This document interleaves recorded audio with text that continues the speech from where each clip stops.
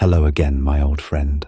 Tonight we journey not with heroes or hunters, but with a man and a dying beast. The desert whispers in ancient tongues, the wind dragging old secrets across scorched stone, and at the edge of ruin, where sand turns to memory and heat turns to delirium, a single soul stumbles toward salvation, or something far stranger. Settle in now. Let us begin. Tarn's boots were soaked in the Brahmin's blood. The sun, cruel and absolute, had boiled the moisture from everything else, his water skins, his skin, his mind.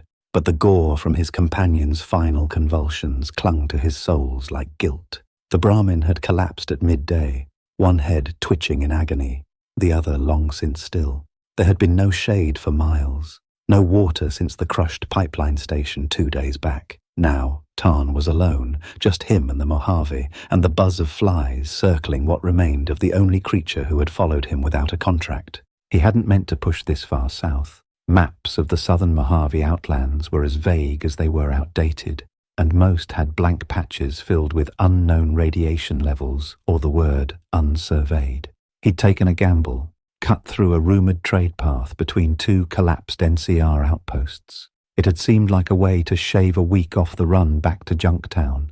It had cost him his pack animal, half his supplies, and nearly his life. Now, dehydrated and half mad from heat, Tarn dragged himself across cracked earth, past bleached bone and brittle husks.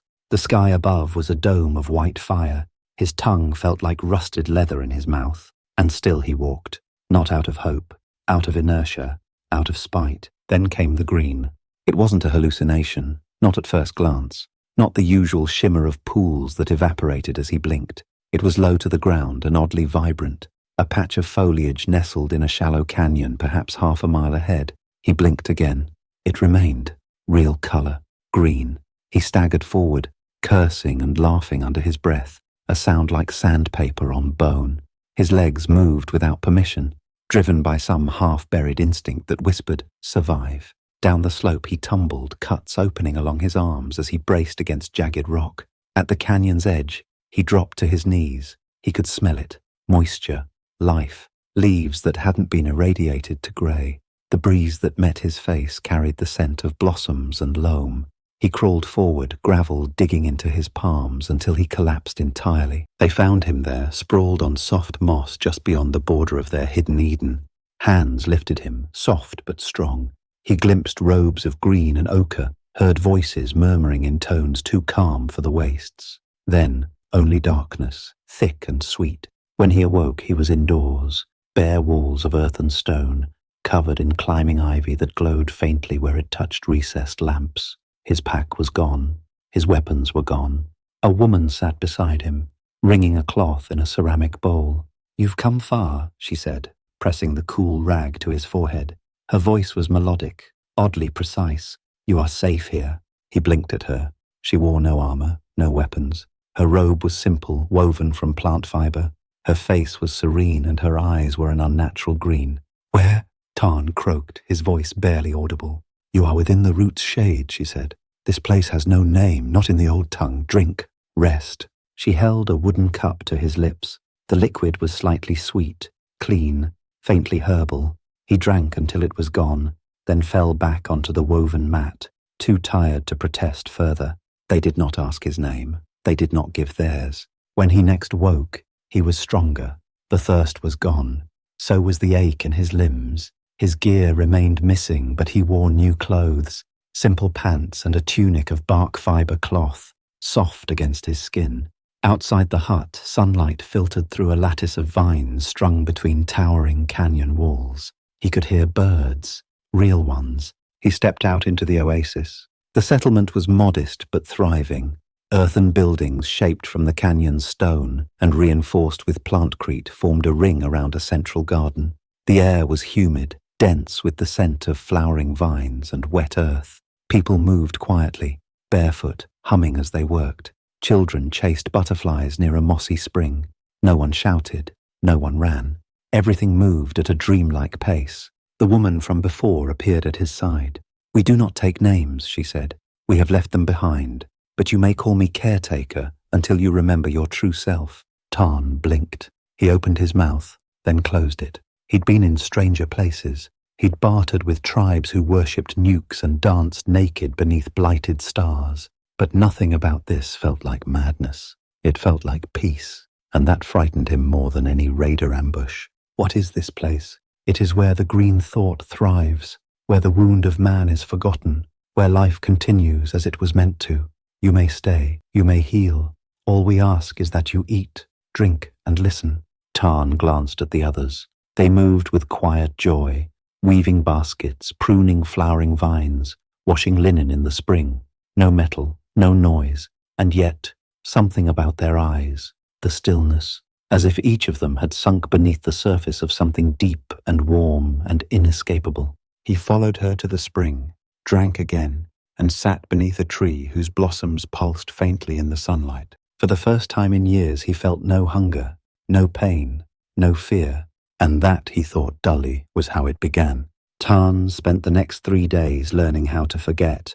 At first it happened subtly. He would wake in the morning unsure if he had spoken aloud the day before. He'd forget where he had set down the woven bowl they gave him, or what he'd eaten. It didn't trouble him. Not yet. He was sleeping better than he had in years. His limbs, once stiff with travel, moved easily again.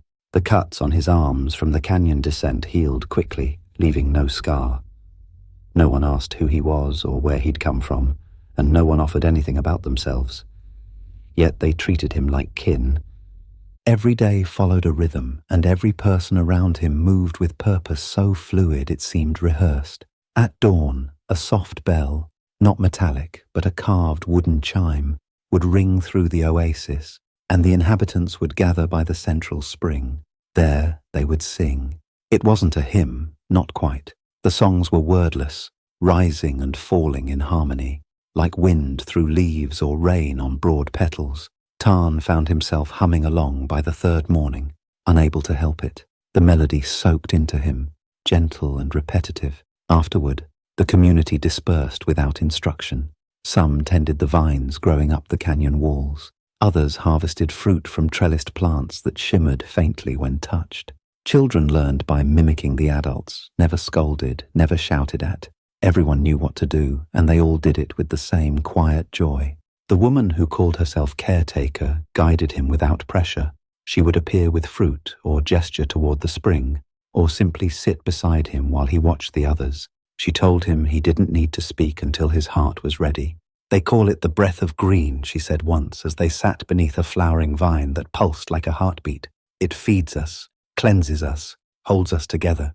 He asked then, his voice still hoarse, what it was. She tilted her head as if amused by a child's question. "It is the root, the first memory, the last forgetting. It is not a what, it is a becoming." Tarn didn't ask again. It was easier to let go than he expected.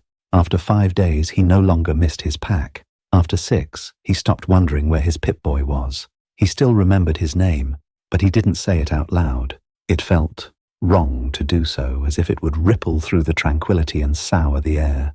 On the 7th day, they gave him a task, gathering blossoms from the vine corridors just beyond the settlement. Caretaker handed him a satchel woven from pale green fibers and a carved wooden knife. She smiled, and for a moment he almost asked her to come with him.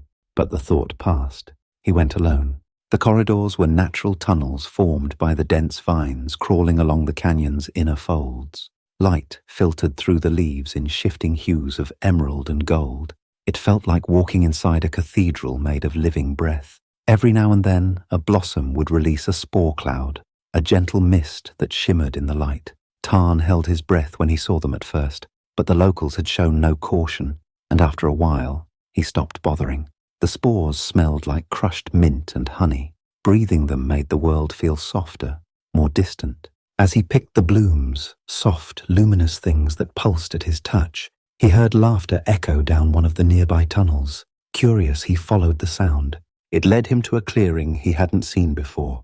In the center stood a circle of robed figures, hands linked, swaying gently as they sang their wordless song. At their feet, a man sat cross-legged, eyes closed, a faint smile on his lips. His hair was matted and his skin pale, but he looked peaceful. Every so often, one of the figures would lean down and place a blossom in his lap. Tarn stepped back, the knife trembling in his hand. The singing didn't stop. No one turned. It was as though he wasn't there. He returned to the main settlement before midday. Caretaker met him at the spring and took his satchel wordlessly. Her eyes lingered on his face a moment longer than usual. "You followed the song," she said. He nodded slowly. "And what did you see?" "A man. He was just sitting there. They were putting flowers on him." She looked away toward the trellis beyond the spring. Her voice softened, as if she were speaking to herself. "He has almost returned. He is nearly free." Tarn wanted to ask what that meant, but something in her posture discouraged him. He let her walk away without pressing. That night, he found himself unable to sleep. The air felt thicker, the vine walls of his room more alive. He sat on the edge of the mat and stared out the open doorway at the central garden, where bioluminescent plants cast soft blue light across the stone. A child passed by then, a girl of about 7, barefoot and silent, holding a blossom cupped in both hands. She looked at him for a moment. Her eyes were green, not human green, something older, wiser, as if the vine itself were looking through her. She smiled, then turned and vanished into the dark. He lay back and closed his eyes. He dreamed of vines growing up through his spine, bursting gently from his skin. He did not scream. He only sighed. When he awoke, the dream clung to him like dew. He no longer remembered how many days he had been here, but he was not afraid, not yet. Tarn had stopped asking questions aloud, but the questions still asked themselves inside him. They came mostly in the quiet moments, when his hands were idle, or when he stood too long at the edge of the mossy basin, watching the surface ripple where the spring fed its waters. The people around him spoke less with words than with glances, gestures, or touch. When someone needed something, another seemed already there to provide it. When a task was left unfinished, a hand he hadn't seen reached out to complete it. It was like a dance choreographed by instinct. Yet in the moments when Tarn was alone, the air itself seemed to change. The spring's waters, cleaner than any he had tasted in decades, had an effect on him. At first it was only physical. His wounds healed faster, his skin softened, the stiffness in his joints vanished. But after 2 weeks, it became something else. Memories began to feel optional. He couldn't remember the name of the man who had taught him to gut a gecko when he was young, or whether the caravan run to Freeside had been 2 years ago or 10. When he tried to count the days since his arrival in the canyon, he could not, and he realized with growing unease that this didn't frighten him the way it should have. There was a peace here that filled in the cracks where fear might otherwise grow. It spread slowly, like the vines themselves, creeping inward until all the sharp edges of his thoughts were dulled. And the more he drank, the deeper that stillness settled. One evening, as the last of the daylight bled through the canyon's leafy canopy, Tarn sat beside the spring, letting his fingers trail through the water. It felt thicker than water should, silken, heavy with life. As his hand drifted, he became aware of a pattern in the ripples. At first it seemed a trick of the light. Then he saw the loops repeating, converging, forming symbols he almost recognized. Letters, glyphs. His mind struggled to pass them, like trying to remember a word that never existed. He leaned forward, narrowing his eyes. The water pulsed beneath the surface. A current moved against his touch, wrapping softly around his wrist. His breath caught. Something had formed beneath the surface, shapes coiling together, almost serpentine, but glowing faintly blue-green. They weren't fish. They weren't natural. "You hear it, don't you?" The voice came from behind him, soft and close. Tarn turned to see Caretaker standing there, her face calm but her eyes unreadable. "Hear what?" "The water," she said. "It speaks. It remembers. If you listen long enough, it will remember you too." He pulled his hand back, wiping the moisture on his pants. "What is it really, the spring?" She sat beside him, legs folded beneath her robe, her fingers resting in her lap. "It is the mouth of the root," she said. "The breath of green flows from it. It nourishes the soil, binds the memory of all who join with it. Those who drink begin to unburden. Their pasts become compost. Their minds flower." "You talk like it's a god," Tarn said, watching the patterns dissolve. "It is older than gods," Caretaker replied. "It does not command. It only accepts. We bring it our wounds and it offers peace. Not all accept. Not all can. And if someone wants to leave..." She tilted her head slightly like she was surprised by the question. "Why would you want to leave?" "Because something about this isn't right. People forget too easily here. I've been here weeks and I barely remember my last name. That doesn't feel like healing. It feels like—" He stopped short, his throat tightening. "Like surrender," he finished, quieter now. Caretaker didn't answer right away. When she did, her voice was lower than usual. "Peace is not surrender, Tarn. It is what waits beyond the war you carry in your heart. The root does not take. You offer yourself, or you do not." He stood, brushing off his hands. "You talk like you chose this. Like you weren't led here the same way I was. Half dead and out of options." "I was led," she admitted, rising with him. "I was found like you were. I woke up thirsty and afraid. But when I drank, I dreamed of sunlight that didn't burn, of fields without ash. And when I woke again, I knew I had been carrying something too heavy to name, so I let it go." She stepped closer. The leaves above them swayed without wind. "You don't have to fear forgetting, Tarn. It's only the pain that fades. The rest, the root keeps it safe, in the soil, in the water, in us." He turned away from her and stared out across the spring. In the darkness beneath the surface, the shapes had vanished. The patterns were gone. Just water now. "I don't know if that's a comfort or a threat," he muttered. Caretaker said nothing, only touched his arm lightly before walking back toward the settlement. That night, as he lay on the soft bed of moss and cloth, Tarn found it harder to sleep. The usual stillness had been replaced by a subtle pulse, like the beating of a heart buried deep in the earth. His dreams were different too, no longer the fractured, anxious memories of gunfire or deserts. Now he dreamed of root systems stretching for miles, intertwining beneath cities and mountains, pulsing with thought, glowing faintly with green light. He was beneath them, inside them, part of them. He woke gasping, his skin damp and cold. The air in his hut was thick with the scent of fresh soil. Outside, the canyon was silent. He stood and walked to the spring again, needing to see it, to convince himself that it was only water. But when he looked down, the reflection that stared back wasn't quite his own. Its eyes were green, not human green, something deeper, something patient. He stepped back, and the water whispered his name. The morning after the dream, Tarn didn't join the others for the ritual singing. The wooden chimes rang through the canyon as usual, and barefoot caretakers filed in rhythmic procession toward the spring, humming their gentle, wordless melodies. But Tarn remained in his hut, sitting cross-legged on the moss-lined floor, trying to remember the names of his family. He thought of his sister's face, but couldn't summon its shape. Her name, the first thing he'd ever sworn to protect, had eroded. All that remained was the ache of something once cherished, now dissolved into the background of his mind like a faint echo. He pressed his fists to his temples and tried again. One eye. She'd lost one eye when they were kids, a scrap with feral dogs outside Barstow. He remembered carrying her home, blood soaking her shirt, screaming for a doctor who never came. But what was her name? A blank space, just as it had been yesterday, just as it would be tomorrow. When he emerged from the hut, the singing had ended, and the community had dispersed like birds after a rainfall. Tarn wandered through the central garden, its trellised paths winding with quiet purpose. Every plant grew in harmony with the stone and soil, wrapping around the earthen structures as if the canyon had grown the village itself. No tech, no metal, no memory of the world that came before. He found himself standing in front of an unusual structure he hadn't noticed before. Unlike the other buildings, which were grown more than built, this one sat apart from the main path and appeared older, more primitive. It was small, circular, and entirely sealed. A ring of thick vine wrapped around its entrance, almost like a lock. As Tarn reached out to touch the vine, a hand caught his wrist. "Not yet," came Caretaker's voice, quiet but firm. "What is this place?" "The root cistern," she said. "It is sacred. Those who are near the bloom may enter. Others must wait until they are chosen." "Chosen for what?" "For return." He frowned, pulling his arm free. "That sounds like exile or execution." She didn't react, only tilted her head slightly.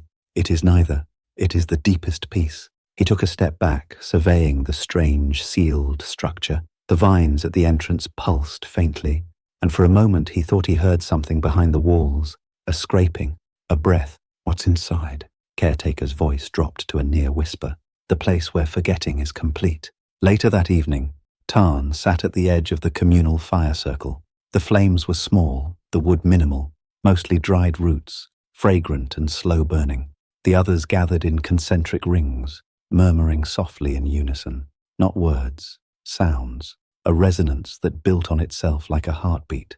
It lulled his thoughts, tugged at the edges of his resistance. He watched as one of the older members, a man with deep smile lines and eyes clouded with age, stepped into the firelight. He wore no robe now, only a simple tunic, his feet bare and dirt-streaked. The group fell into silence. The old man raised his hands, his lips parted, and he spoke, not in chant, not in melody, but in clear words that rang through the firelight like stone dropped into water.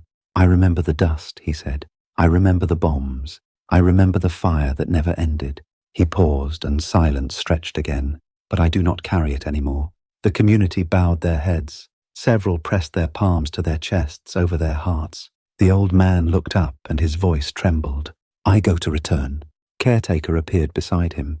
She touched his shoulder, guiding him gently from the firelight. No one followed. No one questioned.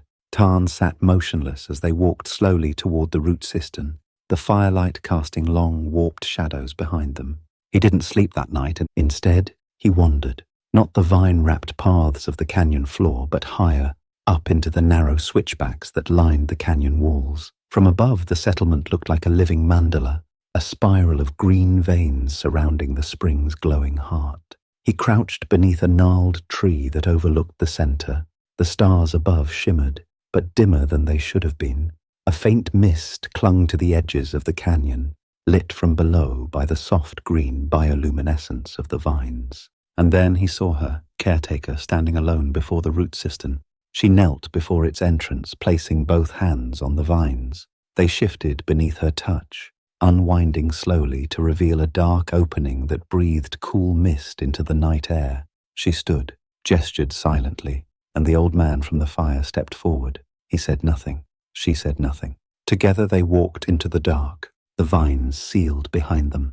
Tarn waited a long time, staring at the place where they had vanished. He waited for a cry, or a moan, or some sign that the old man had not gone peacefully, but there was only the rustle of leaves and the distant trill of insects. When he finally returned to his hut, dawn was just beginning to color the sky. The next day, no one mentioned the old man again. His hut was empty. His tasks had been redistributed. His absence carried the same weight as a breath taken and exhaled. No grief, no celebration, just continuation. Tarn stood by the spring that afternoon, watching the ripples as they lapped against the smooth stone edge. He leaned down, filling the wooden cup with the shimmering water, but didn't drink. He looked into the reflection, his reflection. His eyes were not green, not yet, but the water whispered to him again. This time it said, "Let go," and for the first time since his arrival, Tarn whispered back, "No." Tarn no longer tried to speak with the others unless he had to.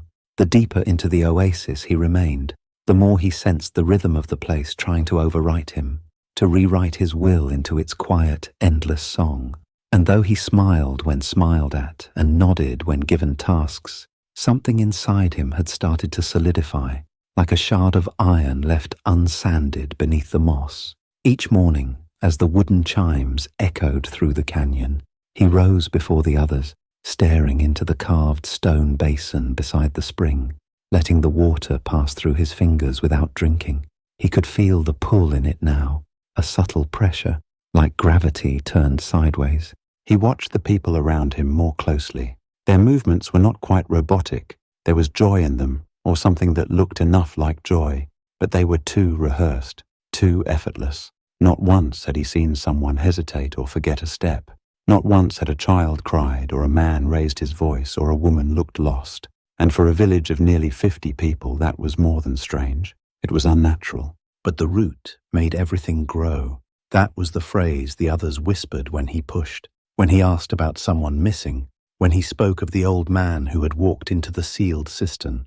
The root makes everything grow. As if that were an answer, Tarn resolved to see for himself. That night, after the communal fire faded and the last of the caretakers had drifted back to their vine-wrapped huts, Tarn waited beneath the canopy of a broadleaf tree near the cistern. He had stolen a carving knife, nothing metal but sharp enough to slice cord or bark, from the herb table outside the healing lodge. Its handle was shaped from rootwood, smooth and warm to the touch. In his other hand, He held a vine torch soaked in resin from the plant pits. The light it gave off was faint, but it would be enough. When the mist had settled and the village had gone silent, he moved. The root cistern was more imposing in darkness. Its round, vine-sealed entrance looked less like a building and more like a mouth waiting to swallow. As Tarn approached, he felt the temperature drop. The air grew damper, heavier.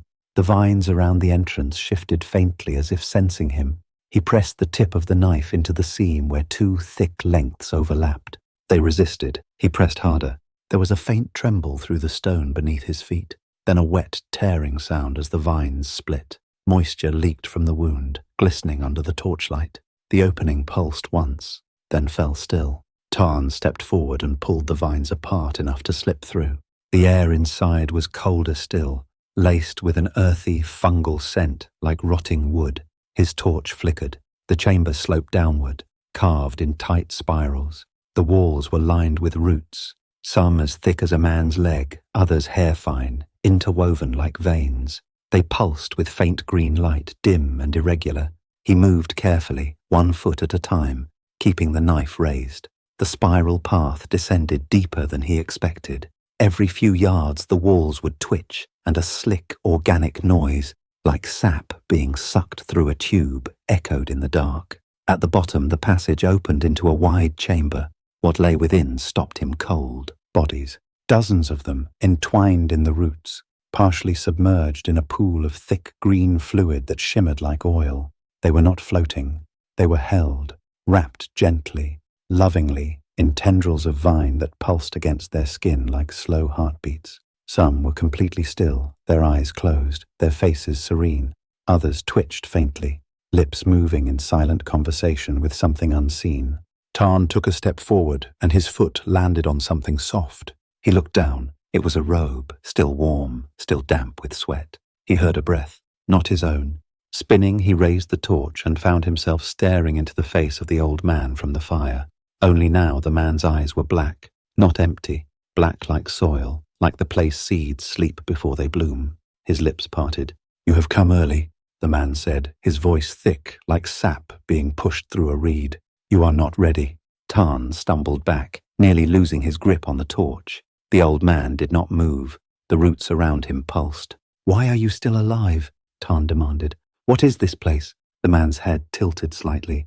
"I am not alive. I am joined."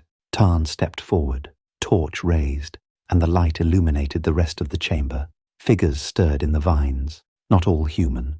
One had twisted limbs and skin turned almost translucent, roots growing directly from her shoulders. Another had no face, only a smooth surface where one had been, now puckered with flower-like growths. He backed away toward the tunnel.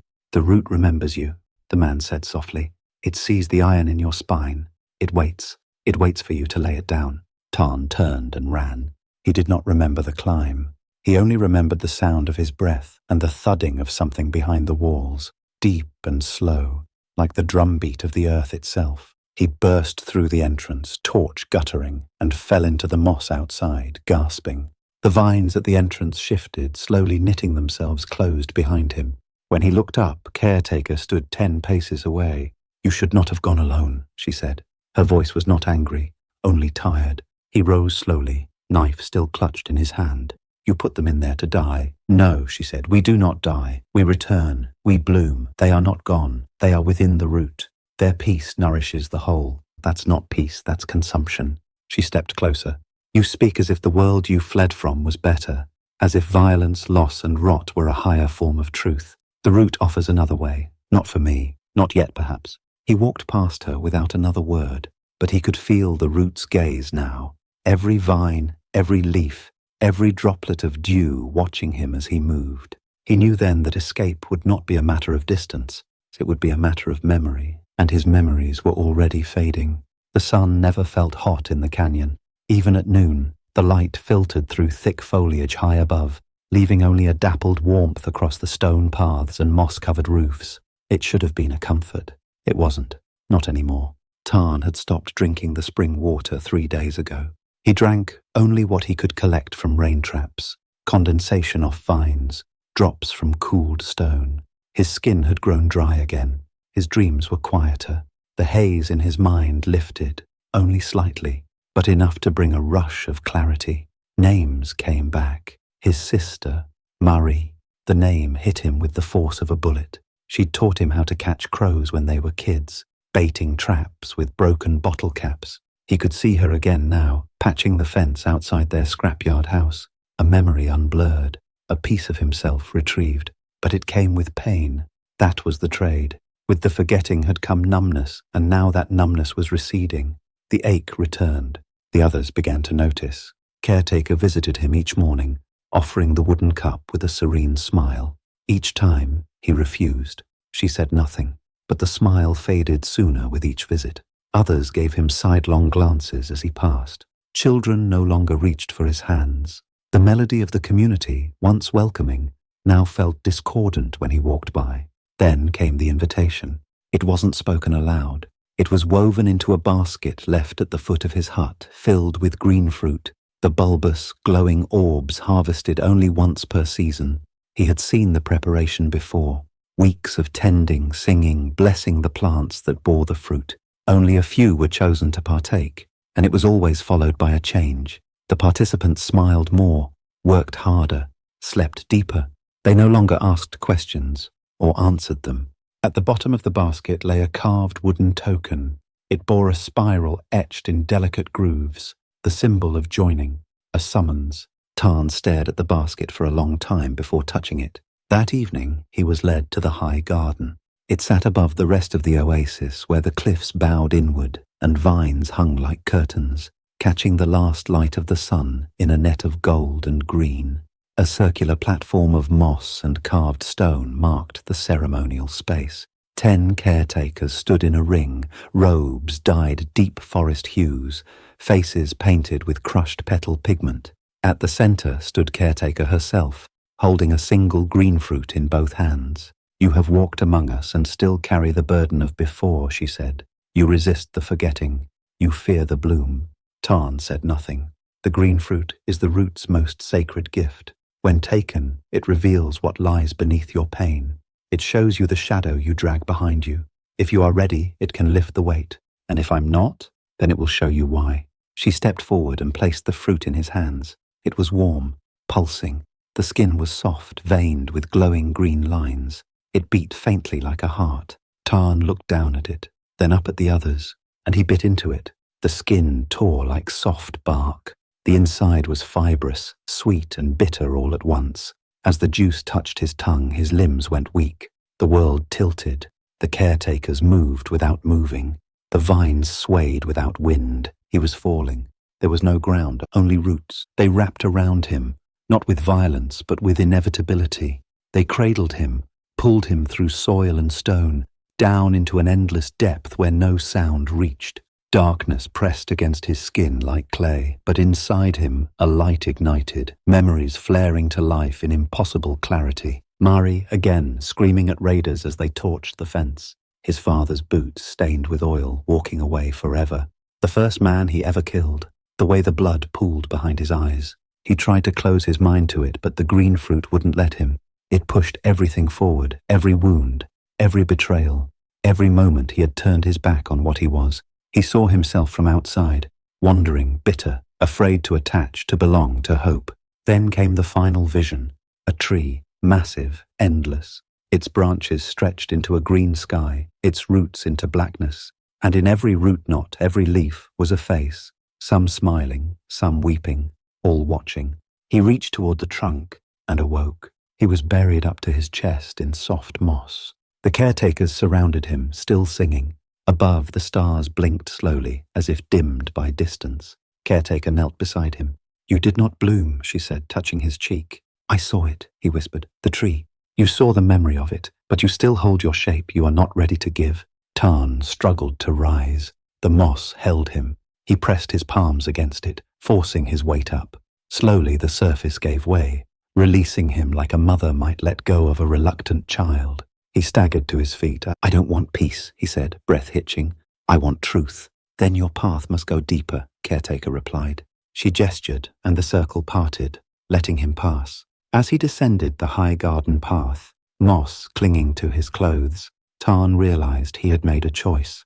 He would not forget, no matter what the root tried to offer, no matter how sweet the fruit. He would remember who he was, even if it killed him. The high garden faded behind him, its songs dissolving into the hush of dusk. Tarn walked with heavy limbs, the residue of the green fruit clinging to his senses like sap. The colours around him had changed, subtly warped, as if light were filtered through water instead of air. Leaves shimmered with a wet sheen. Stone paths breathed with faint heat. His memories had returned not in full, but in pieces, like bones unearthed by rainfall. He walked among them now, each step a collision with some buried part of himself. He remembered a woman named Callis, a caravan leader from the Utah frontier. She'd taught him how to find water beneath bone-dry gulches and how to sleep with his boots on, just in case. He remembered her voice when she'd said, "I'd rather be hungry than soft." He remembered the moment her body had hit the ground during an ambush, how quiet the world had gone after. For months after that, he hadn't spoken to anyone unless he had to. But here, in this oasis, silence meant something different. He wasn't alone as he walked through the settlement that night, though no one followed him openly. The others watched from the periphery, half-seen shapes among the vines. Their eyes glowed faintly in the dusk. Green, always green. He didn't need to hear their thoughts to know what they were thinking. He had tasted the fruit and refused the bloom. He was outside the rhythm now, a discordant note in a song that had no tolerance for disharmony. Still, he returned to his hut, refusing the communal hearth, refusing the smiles offered without names. He lit his own torch with a flintstone scrap he had hidden beneath the floor mat. Metal was forbidden here, but he had salvaged a shard from a rusted sign near the canyon mouth weeks ago. Just a little edge of the old world, tucked where they wouldn't look. As the flame caught, casting harsh shadows on the vine-wrapped walls, Tarn sat and began carving. Not a weapon, not a map, just his name. He scratched the letters into the underside of a wooden beam, slow and deliberate, using the jagged metal scrap like a pen. The act took longer than expected. His hands trembled with fatigue and the wood was fibrous and soft. But when it was done, he stared at the etched lines, running a finger over them. Tarn. The next morning it was gone. Not the wood, not the mark, just the meaning. He looked at the carving and felt nothing. It was just a series of lines. His brain couldn't place the letters, couldn't recall what they meant. He knew they were important. He had carved them for a reason. But that reason, like so many others, had dissolved. He stood abruptly, heart racing. The panic felt foreign, like it belonged to someone else. But it was his. It had to be. He forced himself to remember why he was afraid, what he had seen, the root cistern, the bodies. He left the hut and went in search of someone, anyone who wasn't lost. Near the edge of the canyon, where the vines grew thinner and the light more natural, he found a man seated alone by a narrow stream. The man looked different. His robe was frayed. His hair was matted. His eyes, though, were sharp, not green, not yet. Tarn crouched nearby. "You're new," he said. The man didn't look up. "So are you," he answered, voice hoarse. "But you're further in than me. How long have you been here?" "A week, maybe 2. Hard to tell. I sleep too much. I forget things. I was trying to count the days on my arm with cuts, but they healed too fast." He rolled up his sleeve to show smooth skin where old scars should have been. "They gave me the fruit," Tarn said. "I didn't bloom." The man looked at him for the first time. "Then you're still you. Most people don't even ask what that means by the time they're offered it. What's your name?" The man opened his mouth, closed it. His face twisted with frustration. "It was, I don't know, it's gone. I thought I had it this morning." Tarn felt a chill crawl across his skin. The man looked around nervously. They watch, all the time.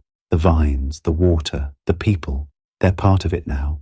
I don't know if they were always like this, or if the root grew into their heads, but they don't think like us anymore. "There's a cistern," Tarn said quietly, "below the canyon. Bodies in vines. Not dead, not alive." The man flinched. "I hear them sometimes when I sleep too close to the roots, singing, whispering. One said my name once, the one I forgot." "I want to get out," Tarn said. "I think I can find the old path, up the western ridge. It's steep, but the vines don't reach there yet. I've been watching them." The man's eyes lit with something almost like hope. "You'd help me? I won't get out alone. I need someone not tied into this place, someone who still remembers what it means to run." The man nodded slowly. "Then we need to move before they offer me the fruit again. I can feel it getting closer. In my dreams I already take it. Tarn extended a hand. Then we run tonight. They clasped hands, two strangers held together not by trust but by the barest fragments of memory. And that, in this place, was more sacred than anything the route could offer. As the sun dipped below the canyon rim, casting the oasis into soft shadow once more, Tarn returned to his hut one last time. He looked again at the carved name, still meaningless, but the act of carving it, that still mattered. And tonight he would carve a new path, away from the route, away from forgetting. The man called himself Breck, not with certainty, but with the kind of half-memory that clings to the edge of speech like mist to glass. Tarn didn't challenge it. In a place where names were forbidden, even a borrowed one was defiance. They spoke in whispers as the light faded, crouched behind a curtain of ivy that overlooked the narrow eastern pond. Breck had found a place where the vines thinned near the cliff's edge, a spot where runoff had carved a shallow path through the outer rim. It wasn't a trail, but it could be climbed. If they had rope, if they had strength. They had neither, but they had a reason. "We can do it tonight," Breck said. "I know where they keep the dried moss line. It's strong enough to braid. If we make enough, we can lash a harness." "And the guards?" Tarn asked. Breck snorted quietly. "There are no guards. Not really. Just watchers. They don't stop you. They just wait for you to change your mind."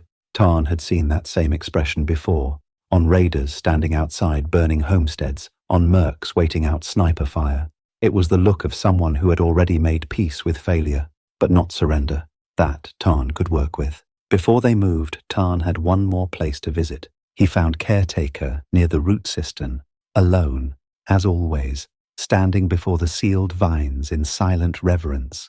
Her robe was darker than usual, almost black in the fading light. She turned before he spoke, as if she'd known he was coming. "You have tasted the fruit," she said, voice soft. "You have seen the bloom. Why do you still resist?" "Because I remember who I was," she smiled, not kindly. "Do you? Or do you only remember the pain?" "The memories hurt," Tarn said, "but they're mine, not yours, not this place's. The oasis wants everything, not just my sorrow." "The oasis wants nothing," she replied. "The root gives. You still speak in terms of war, of hunger. The wastes taught you to take, to hoard. But peace is not a bargain. It is surrender, not to another, but to the truth." Tarn stepped closer. "What's the truth then? That everyone who walks into that cistern is fed to some vine god? That you're all just waiting to dissolve?" Caretaker turned her gaze toward the sealed vines, her face lit by the green glow pulsing faintly behind them. "When I first came here, I had nothing left, not even grief. My son died in the firestorms near Nipton. My body walked, but my soul had cracked. I followed a mirage into this canyon, expecting to die, and instead I bloomed." She touched her chest, just above her heart. "He is in me now, not as memory, as root, as breath. The root took my pain. It gave me song. He wanted to believe her, or part of him did. But the image of the old man in the cistern, eyes black, lips twitching with whispered madness, rose like bile in his mind. "You're not free," Tarn said. "You're just emptied." She did not deny it. "Freedom is a word for those still clinging. We do not cling. We open. You could too. The root has not rejected you. It waits." "I'm not waiting," Tarn said. "I'm leaving." Her face changed. Not anger, something like sorrow. "Then I pray you find what you think you're missing." He turned without answering, knowing she would not follow. That night, Breck waited with a length of braided moss line coiled around his shoulder and a bundle of dried rations tucked beneath his tunic. Tarn carried the flint shard, a small vine torch, and a pair of scavenged hooks shaped from twisted plant fiber, a crude climbing aid barely better than claws. They moved along the southern edge of the canyon, where fewer vines grew and the song of the oasis dimmed. The climb was brutal. Every ledge was slick with mist or choked with roots. The moss line held, but just barely. Tarn led, anchoring the hooks into natural rock fissures while Breck followed, whispering curses between gasps. Below them the oasis glowed faintly, a living eye slowly blinking. The wind picked up, sharp and dry. Tarn welcomed it. It smelled of ash and distance. It reminded him of before. Halfway up Breck slipped. Tarn caught him. Barely. Their weight yanked hard on the moss line, which groaned under the strain, fibers fraying in the damp air. For a full 10 seconds they hung in silence, breathless and unmoving as the canyon's depth yawned below. Tarn clenched his jaw and dug the flint hook deeper into the crack in the rock face. Breck's hand found a ledge, then another. Slowly they resumed the ascent. Neither of them spoke after that. Words felt dangerous, like they might attract something that neither of them dared name. Up above, the ledge came into view, a narrow shelf near the canyon's rim, just wide enough to rest. As Tarn reached it first, he pulled himself up, rolled onto his back, and gasped at the stars. Breck joined him seconds later, collapsing with a groan. "We made it," Breck whispered. Tarn didn't answer. He was staring at the stars, not just with relief, but with awe. They looked different up here, brighter, sharper, as if the haze of the oasis hadn't just softened their vision, but filtered reality itself. For the first time in weeks, the constellations returned to him. He traced old names in the sky. The twin moons, the gutter jaw, the watcher's eye, folk legends from caravanners long dead. His mind no longer slipped around their names. The fog was lifting. "We rest an hour," he said finally. "Then we move." "Where to?" "North. Always north. If we keep the ridge on our left, we'll find the drainage gulch. I saw it on my first day. The terrain's bad, but it's out of the route's reach." Breck nodded and closed his eyes, hands still clenched in his lap. Tarn didn't sleep. Not yet. He kept watch over the edge of the canyon, half expecting vines to slither up after them like fingers reaching for a misplaced possession. But the canyon below remained still, its glow dimmed now, as if disappointed. Just before they rose to leave, Tarn looked back one last time. The oasis was beautiful, lush, alive in ways the rest of the wastes would never be again. But that life had a cost, and in the stillness, he realized that not all the vines had stayed below. At the far end of the ledge, a figure stood watching them. Vara. She wore no robe, just a loose tunic of vine weave, her arms bare, her feet bloodied from the climb. Her eyes were not green, not yet, but they glistened with something close to tears. Tarn stood. "You followed us." "I had to," she said, voice roughened by exertion. "You were going to leave. I couldn't let you go without telling you." He moved to block her path, hands raised. "Tell me what? The root has started dreaming of you." The words stopped him cold. "It dreams," she continued, voice shaking. "Not as you or I do, but as the earth does. Slowly, deeply. It doesn't forget. You've resisted it longer than any outsider in a generation. That left a mark. You carry part of it now. If you leave, it will want you back." Breck stepped forward, wary. "What do you mean, want him back?" Vara looked at him, then back at Tarn. "It will reach. Not soon, not fast, but eventually. The spores in your blood, the water you drank, the fruit, it's in you. If you walk far enough, it might sleep again. But if you dwell, if you linger, it will find you, or those around you." Tarn felt the weight of her words settle in his chest like wet ash. "Then what do you suggest? That I crawl back and let it take me?" "I suggest nothing," Vara said softly. "I came because I still remember. I had a name once. I had a brother. I was like you, and I let go. But I didn't," Tarn said. "I won't." She nodded, as if she'd known that answer before she even asked. "Then run far, never stop, and never forget what you carry." She turned to go. Breck started to move after her, confused, but Tarn held him back. "Let her go," Tarn said. "She made her choice. So have we." As Vara disappeared into the path that wound down the southern slope, Tarn and Breck resumed their climb. Above them the night deepened. Behind them the root dreamed. And beneath their skin something ancient stirred. Not strong yet, not rooted, but waiting. By dawn they were beyond the canyon's rim. Tarn led the way with measured determination, scanning every ridge for movement, every shadow for growth. The cliffs had given way to hardpan, dry and cracked, coloured grey and ochre beneath the rising sun. No vines, no mist, just wind, just stone. The silence out here was a different kind of silence. It wasn't the gentle hush of a community in harmony. It was absence. It was the emptiness of a world that had burned and never been rebuilt.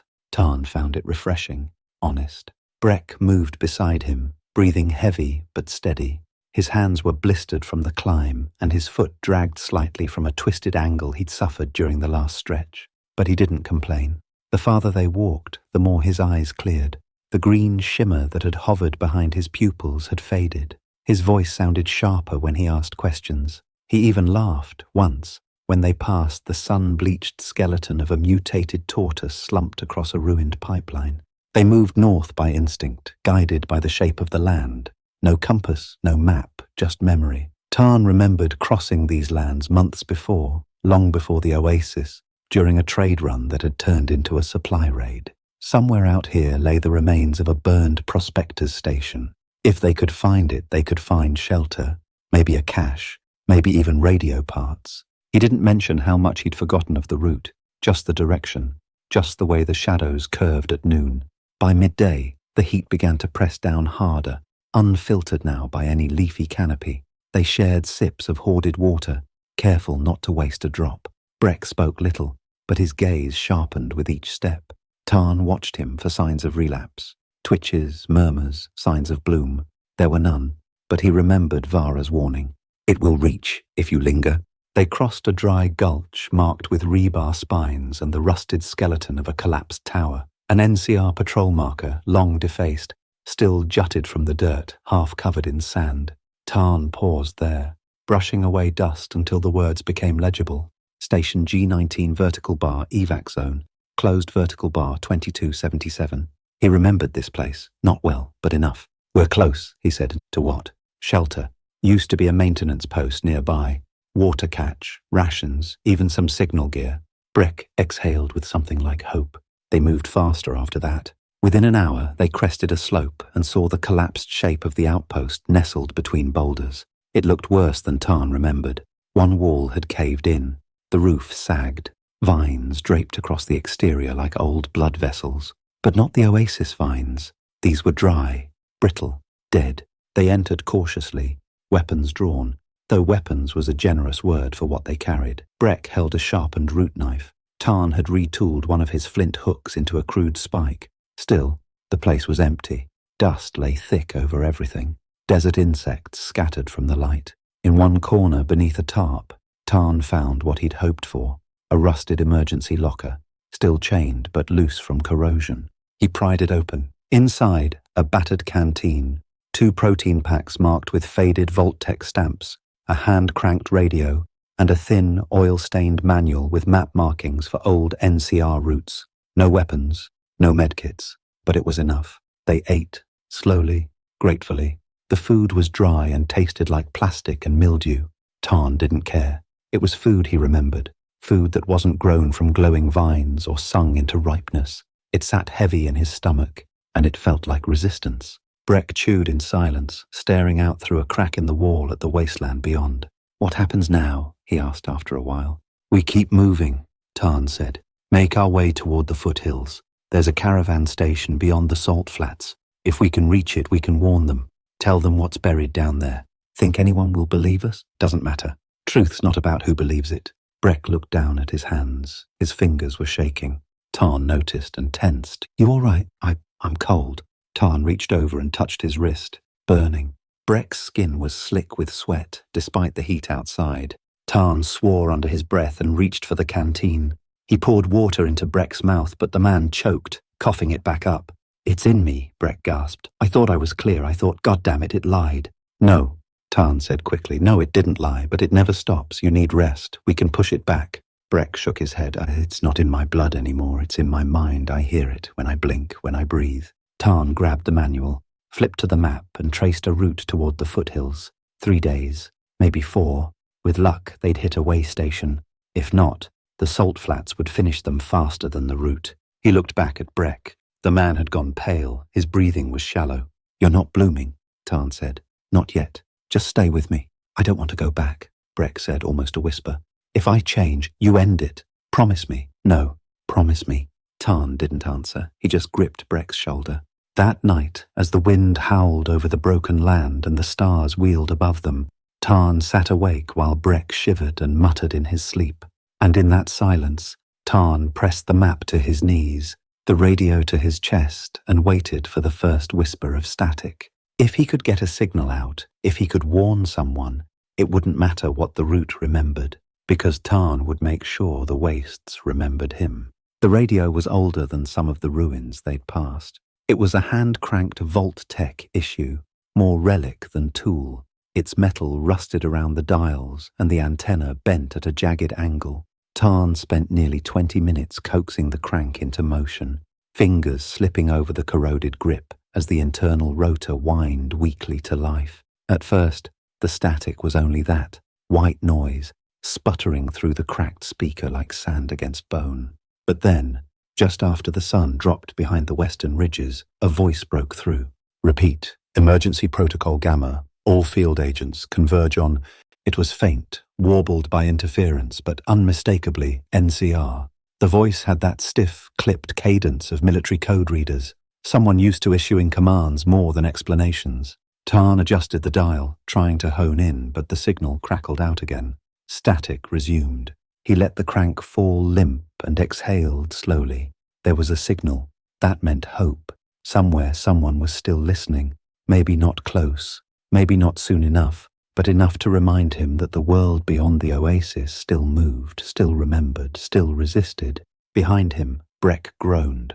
Tarn turned quickly. He'd dragged the man onto a pile of faded canvas near the locker and wrapped him in what little cloth remained from a shredded NCR field blanket. Breck's eyes fluttered open, unfocused. Sweat gleamed on his brow and his lips moved without sound. Tarn knelt beside him, wetting a rag with their last good water. Breck, it's me. You're safe. We're clear of it. Just stay with me. The man blinked slowly, then shook his head. Not safe, it knows. Tarn hesitated, leaning closer. What does it know? That I left. That you're talking. That you're resisting. Breck's voice cracked and his eyes rolled slightly before returning to focus. You ever hear of the Mother Root? It was a story we told up north about something that lives under Zion. Said it breathed spores through the rock and made people forget who they were, who they'd buried. I thought it was a myth, but the oasis, it's a limb, one of many. Tarn went cold. How do you know that? Because I dreamed it, Breck whispered. The way it stretches, the way it grows through things, soil, blood, memory. It doesn't want to control, it wants to erase, to replace. Tarn sat back slowly, digesting the words. The root was bigger than he'd feared, not just a local anomaly, not a quirk of this canyon, a network, a mind spread thin across forgotten places, feeding on pain, offering peace as bait. He glanced at the map again. The route to the foothills would take 3 more days of walking. The salt flats would push them to their limits, but staying here another night might give the route what it needed. Time, contact, a crack in their minds. We leave at nightfall, Tarn said. Breck tried to sit up but collapsed with a grunt. Don't argue, Tarn muttered. I'll carry you if I have to. He moved quickly, gathering the protein wrappers, the canteen, and what little salvage they could strap to their backs. He fashioned a makeshift sling for Breck's weight, pulling strips of the torn blanket around his chest and looping them over his shoulders like a harness. It wasn't perfect, but it would work, for a while. They left the ruin at moonrise, following the ridge shadows northward toward the distant shimmer of alkaline haze that marked the edge of the salt flats. Each step away from the oasis felt like walking out of a dream, the kind that clings to your skin even after waking. Tarn could still feel its breath behind him. Not wind, not memory, something else. Breck didn't speak again for hours. He swayed in the sling, mumbling sometimes but never forming words. Tarn talked instead, quietly, steadily, not to soothe Breck, to keep his own mind anchored. He spoke of old caravans and the smell of Brahmin leather, of long nights under broken neon signs, of the first time he fired a rifle and missed and dropped it because he was 12 and afraid, and still had hope someone would take it from him. He spoke of Mari and the crow traps and the way she used to hide their caps in the soles of their boots just to feel clever. Every story, every memory, every scar he spoke aloud became a ward, a spell against forgetting. And the root hated it. The deeper they moved into the flats, the stranger the air became.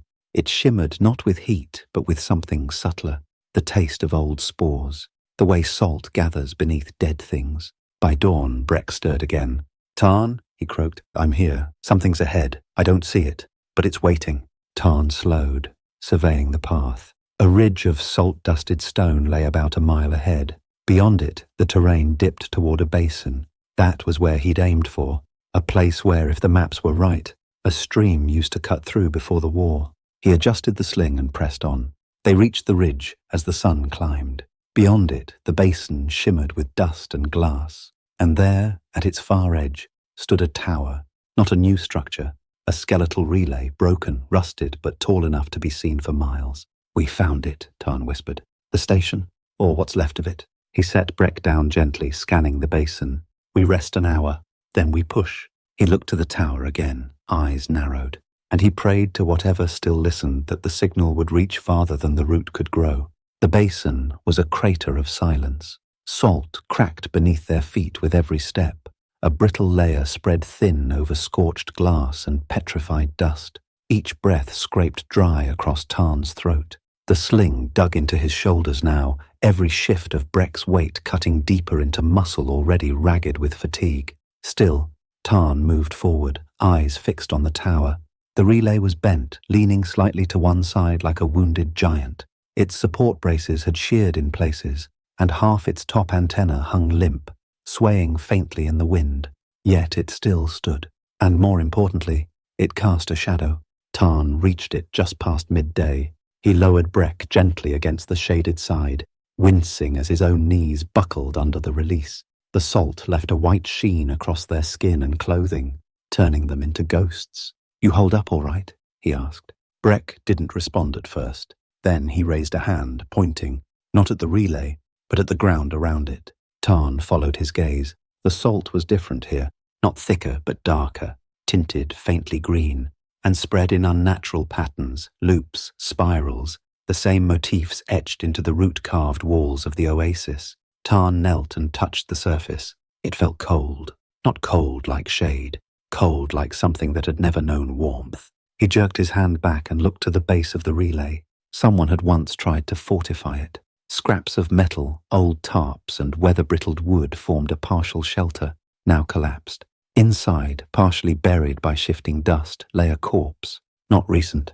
The bones had dried and greyed, but the posture told the story. Slumped, one arm extended toward the relay, as if reaching for something. A radio unit lay beside the bones, rusted into the soil. Tarn cleared the dust and brushed the casing open. The battery was gone, long drained, but the transmitter panel was intact. He checked the channels. There were still marks beside certain frequencies, etched with what looked like fingernail scratches. Numbers, coordinates, one repeated, 191.45. He adjusted the hand-cranked unit from the outpost to that frequency and began turning the crank. The static changed pitch, then clarity. "This is Ranger Post 9. Repeat, Ranger Post 9. If you're hearing this and need assistance, switch to respond protocol Gamma. We are mobile. Repeat, mobile. Signal sweeps broadcast at 0300 hours standard. Stay in place if wounded. Signal flares recognized. We are listening." Tarn almost dropped the radio. He glanced back at Breck, who had begun to stir again. His skin was pale, his breath shallow, but his eyes flicked open. "They're out there," Tarn said, voice cracking. "NCR, still running sweep patrols." Breck nodded slowly, then frowned. "They're not alone." Tarn went still. "What do you mean?"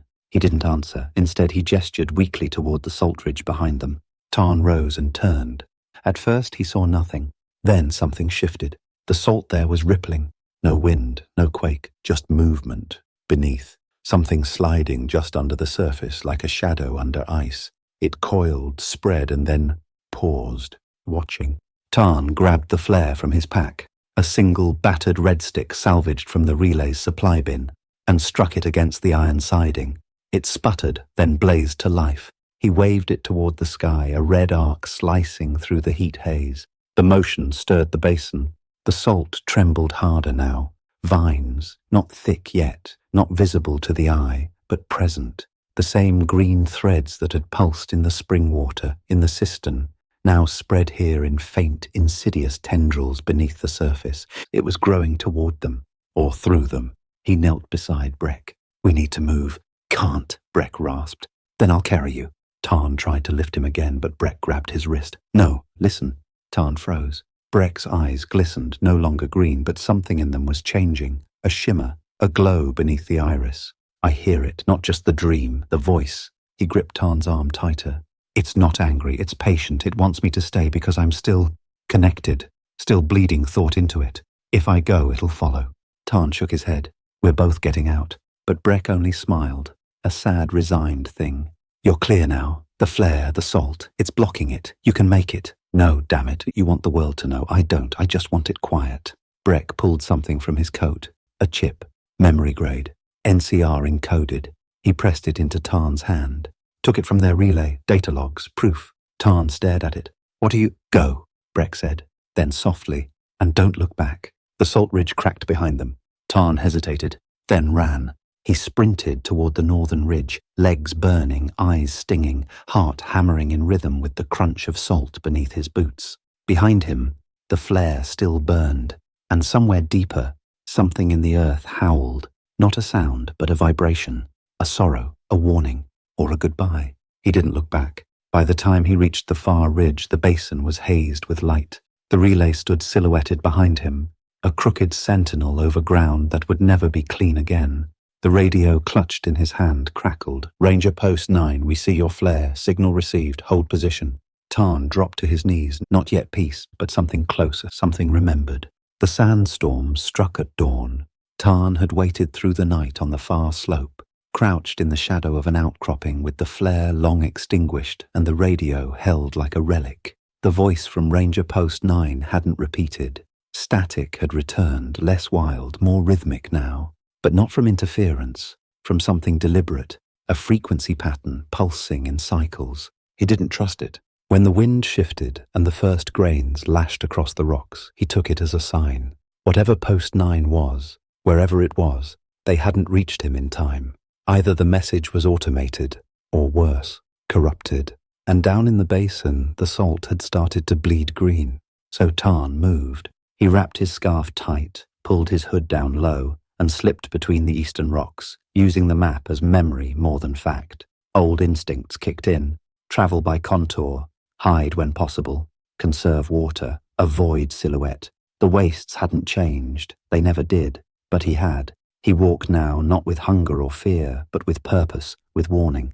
By mid-morning the wind turned searing. Grains scoured the world to blur. Visibility dropped. The land became a pale smear, all direction eaten by light and sting. But Tarn pressed on, 1 foot, 1 breath, 1 memory at a time. He thought of Breck often, but didn't mourn. Breck had chosen. He hadn't begged or cursed. He'd given Tarn the chip, the words, and the way forward. That was more than most men ever left behind. Still, there were times Tarn thought he saw him. Shapes in the storm, voices behind the wind. Then they would vanish, and the only sound would be his own heartbeat. By dusk, the storm had broken. The sky cracked open with copper twilight, and the land ahead shimmered with heat haze and exhaustion. But on the horizon, where the flats gave way to shale and rusted scrub, Tarn saw movement. Figures. Real this time. 2 armoured silhouettes stood by a transport crawler, NCR issue, stripped down, repainted in dust-blind camouflage. One had a scope rifle slung across her back. The other held a signal disc high above his head, scanning the horizon. Their heads turned as he stumbled closer, rifle lifted halfway in caution. Tarn dropped to one knee and raised both hands. The man barked something he didn't understand. Tarn tapped the chip from his pouch and held it aloft, voice cracking. "Oasis, memory bloom. Relay 191.45, data's yours." The woman lowered her rifle. "Bring him in," she said. He blacked out. When he woke, he was in a medical hold. Cool air hissed through vents and the scent of sterilized cloth clung to everything. He wore a simple tunic, his boots removed, hands bandaged. The chip lay on the table beside him, now slotted into a deck terminal patched with 3 different power sources. Across the room, the woman watched him, eyes sharp, older than him but not by much. Soldier trained but not NCR standard. Ranger maybe, independent. "You got lucky," she said. "Signal only caught partial. Rest came from the flare and your footsteps on the sensor mesh." Tarn tried to sit up. "You read the chip?" "Some of it. You left it damaged. It was encoded." She nodded.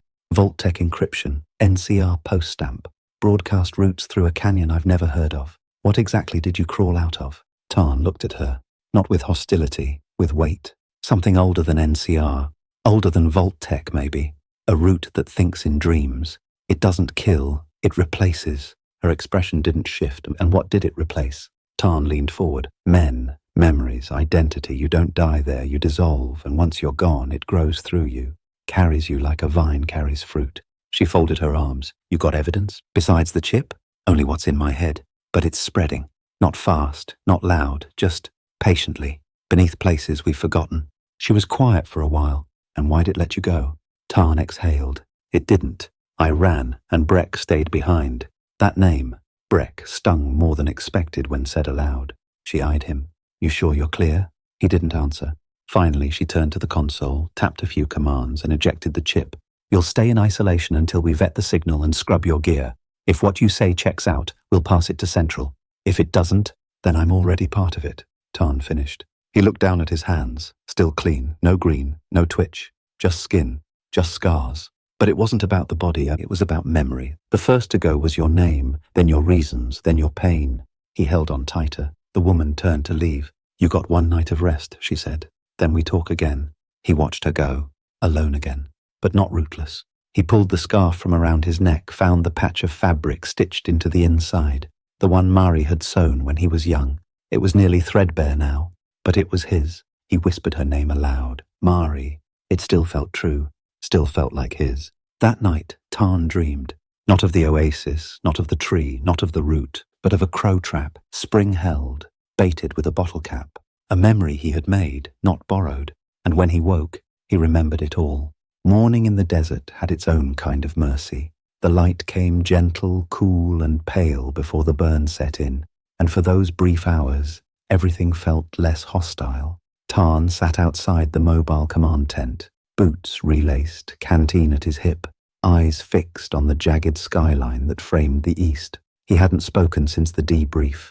The ranger, she had introduced herself finally as Sergeant Hallis, had returned the night before. She asked more questions, verified Breck's name through old registry logs, cross-referenced Tarn's caravan route against recent NCR tracking. Most of it checked out, enough to call the rest plausible, enough to worry her. Now Tarn waited, because waiting was all he had left. Inside the tent, Hallis argued quietly with someone over radio. Too faint for Tarn to catch all the words, but phrases bled through. Field contamination, latent neural conditioning, vault-grade psychotropic markers, no known precedent. And finally, he's clean, but that doesn't mean he's untouched. He'd told them everything, not because he trusted them, but because if he didn't speak it aloud, the memory might rot, and he wouldn't know what was his and what was left behind. The chip sat in a secure module now, being copied and dissected in a rotating loop of encryption specialists. Hallis had admitted its age, its structure. It didn't match current NCR records. It predated the last war, pre-vault data. Tarn knew what that meant. This route wasn't born in the bombs. It had been waiting before them. He rose, stretching stiff legs, and walked to the observation point on the ridge. A lone comms officer nodded to him and stepped aside. Beyond the rise, the salt basin sprawled below, featureless now. Nothing left but the curve of the land and the shimmer of residual heat. No vines, no tower, no sign of Breck. You said the place was glowing, Hallis said behind him. Tarn nodded. And now? Now it's still.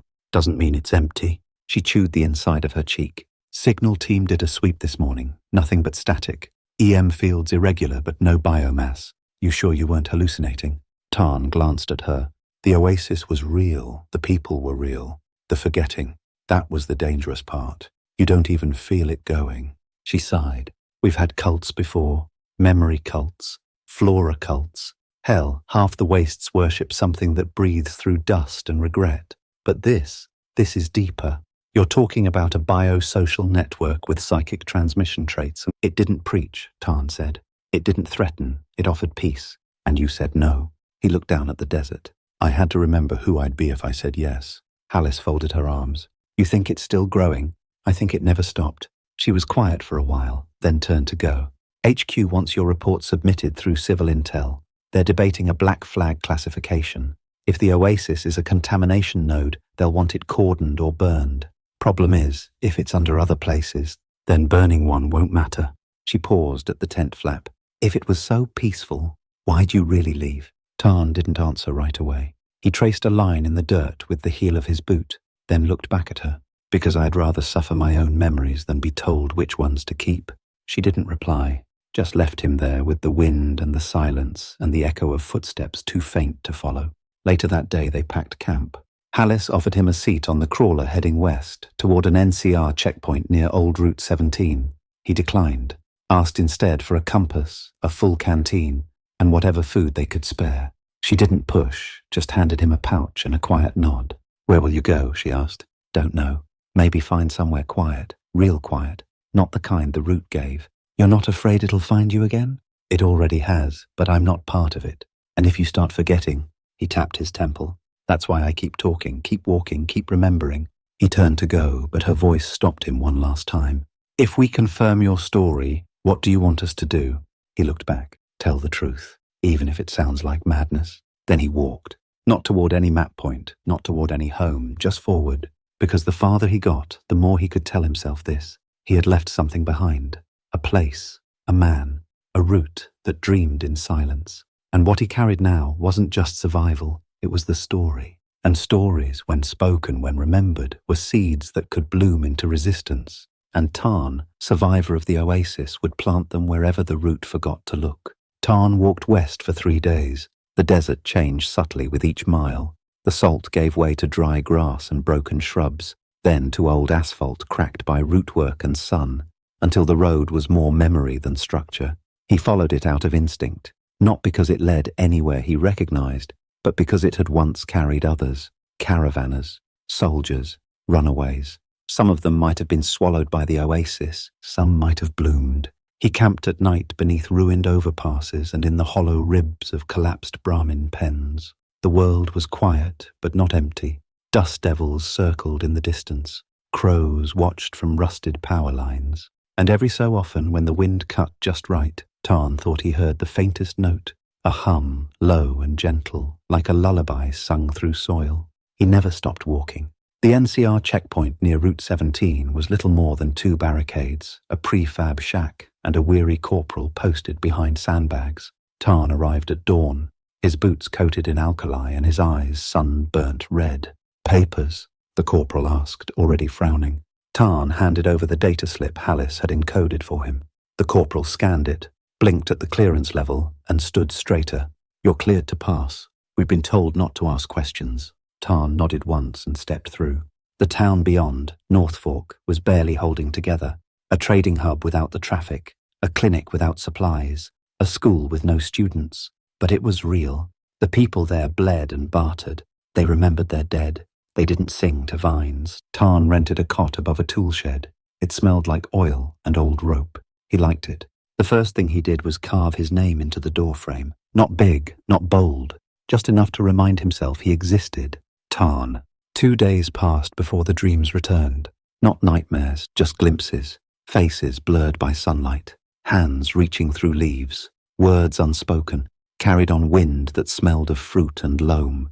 He always woke sweating, but not panicked, not afraid, not yet. He began writing, not a report, not testimony, a story. He used charcoal on salvage parchment, then traded for ink and did it again, neater.